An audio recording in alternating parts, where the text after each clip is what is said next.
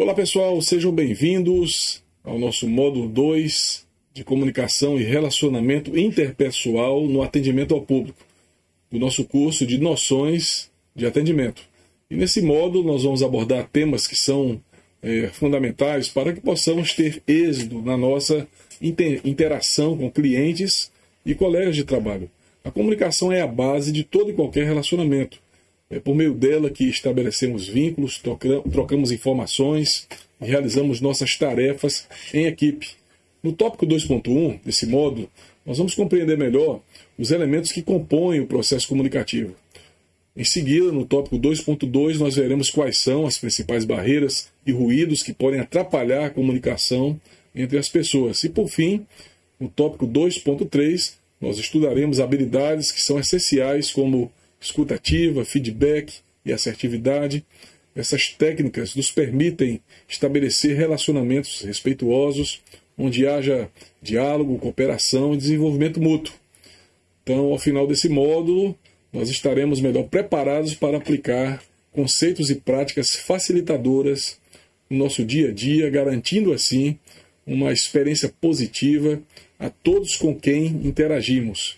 Então, esperamos que vocês possam aproveitar o conteúdo que vai ser compartilhado nessa aula.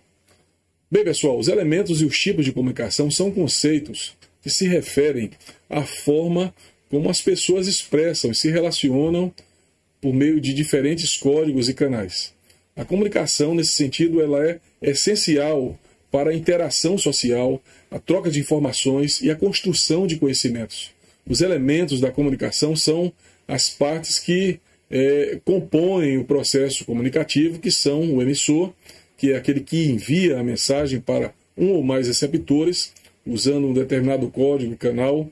O emissor pode ser uma pessoa, um grupo, uma instituição, uma máquina. O emissor, ele tem uma intenção ao se comunicar, que pode ser informar, persuadir, entreter, divertir as pessoas. Já o receptor é aquele que recebe a mensagem enviada pelo emissor, decodificando o código usado. O receptor também pode ser uma pessoa, um grupo, uma instituição, um animal, uma máquina. O receptor é aquele que interpreta a mensagem de acordo com o seu conhecimento prévio, suas expectativas, seu estado emocional. A mensagem é outro ingrediente aqui, é outro elemento na comunicação, e ela diz respeito ao conteúdo, às informações transmitidas pelo emissor ao receptor. Então a mensagem pode ser verbal, quando se usa palavras, ou não verbal, quando se usam gestos, imagens, sons. A mensagem deve ser clara e coerente para que o receptor possa compreendê-la.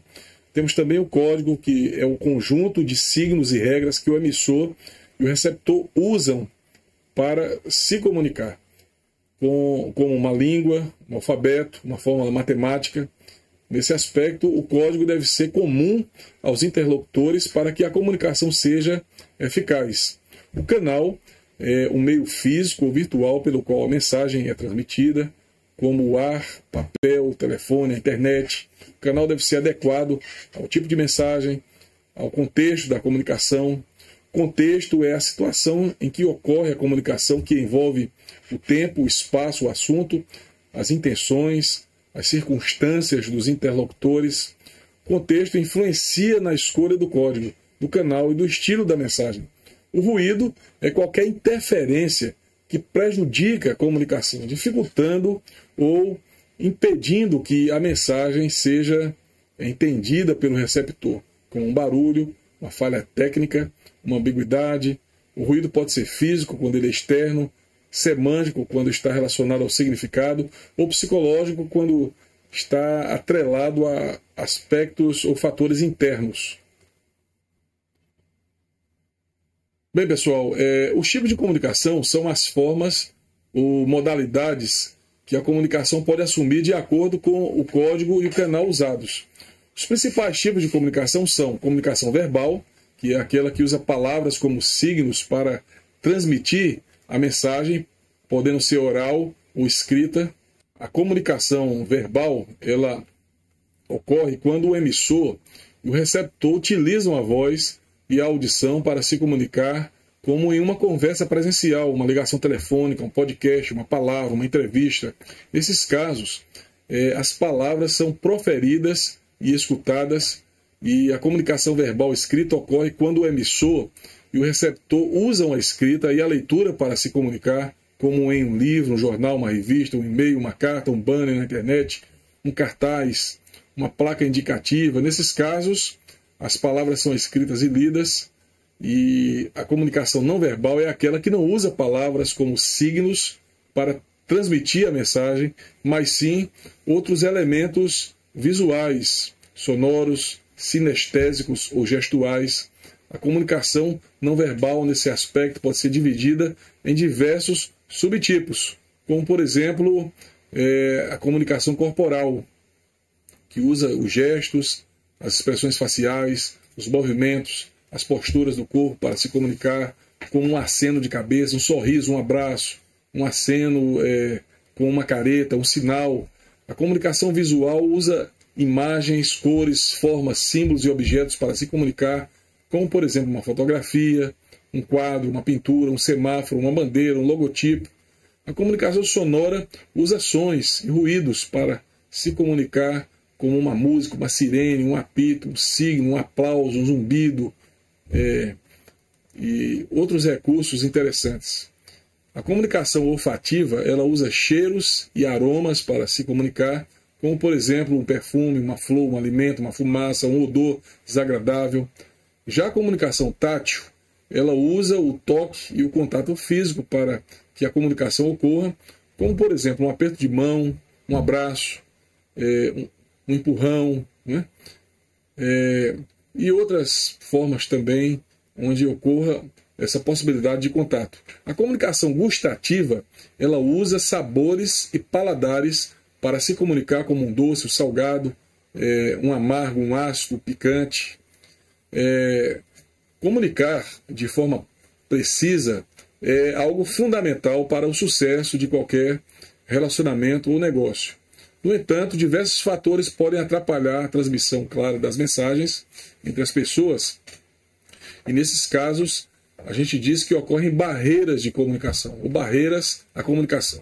Algumas das barreiras são falhas no canal escolhido, linguagem ambígua, falta de escuta ativa, pressa demais para transmitir a mensagem, ausência de feedback e ruídos ambientais. Esses empecilhos fazem com que a mensagem recebida seja diferente daquela que foi enviada inicialmente. E para superar essas barreiras, é importante escolher um meio de comunicação mais apropriado para cada situação. É importante também formular as ideias de forma objetiva e direta, evitando falas longas ou termos técnicos que são desnecessários. Se torna também igualmente importante demonstrar interesse genuíno em compreender o ponto de vista do outro, ouvindo atentamente. É também aqui necessário solicitar feedback para garantir que a mensagem foi captada corretamente. É necessário manter a calma e ter paciência para transmitir as informações de forma clara. É necessário estar sempre aberto a receber comentários em busca de aprimoramento constante, criar espaços para diálogos e capacitações que estimulem boas práticas comunicativas. Enfim, pessoal, pequenos ajustes no processo e disposição para ouvir e se expressar com qualidade fazem toda a diferença para uma comunicação que seja fluente e efetiva.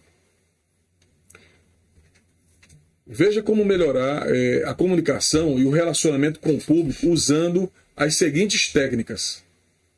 Escutativa consiste em ouvir o que o outro fala com atenção e interesse, sem interromper, criticar, mostrar que você compreendeu a mensagem. Use palavras e gestos para dar um retorno ao interlocutor, como sim, entendo, continue. A escutativa, ela cria uma relação de confiança e empatia e previne mal-entendidos e conflitos.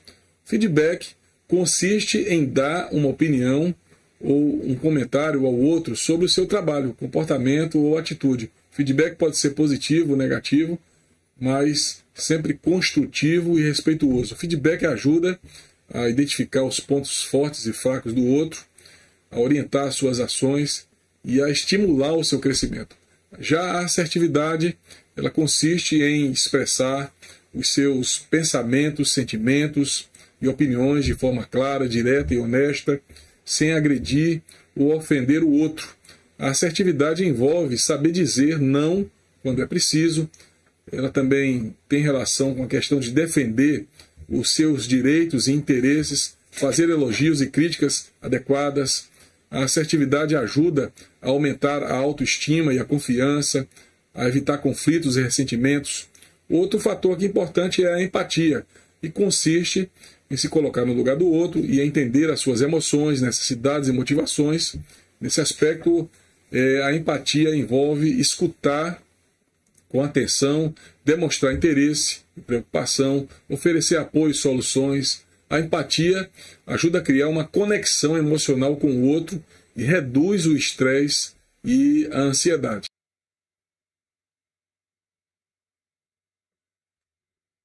Bem, pessoal, nesse módulo nós podemos entender a importância da comunicação para o desenvolvimento das relações humanas e das organizações. E a gente viu que a comunicação é essencial para compartilhar ideias, transmitir informações e promover a colaboração entre pessoas. Aprendemos que existem diferentes tipos de comunicação, que podem ser verbais ou não verbais, e diferentes canais para transmitir as mensagens. Compreendemos os processos comunicativos e identificamos os principais paradigmas teóricos que regem a comunicação, e nesse aspecto é fundamental, que são fundamentais para se comunicar de forma efetiva. Também vimos que a comunicação enfrenta desafios como barreiras e ruídos que podem atrapalhar a compreensão das mensagens. No entanto, é possível superar essas dificuldades adotando estratégias como escuta ativa, linguagem clara, uso do canal apropriado, solicitação de feedback e aperfeiçoamento constante. Em suma, esse módulo nos proporcionou uma visão geral dos aspectos mais importantes da comunicação e de como desenvolver habilidades comunicativas que permitam a interação fluida e o alcance dos objetivos desejados no âmbito pessoal e profissional. Agora podemos aplicar esses conceitos para melhorar nossos processos comunicativos diários. Bem, nós pedimos a vocês que assistam todas as nossas videoaulas, que façam pesquisas na internet para se aprofundar nos conceitos que estão sendo aqui tratados, e desejamos a você bons estudos e até a próxima aula.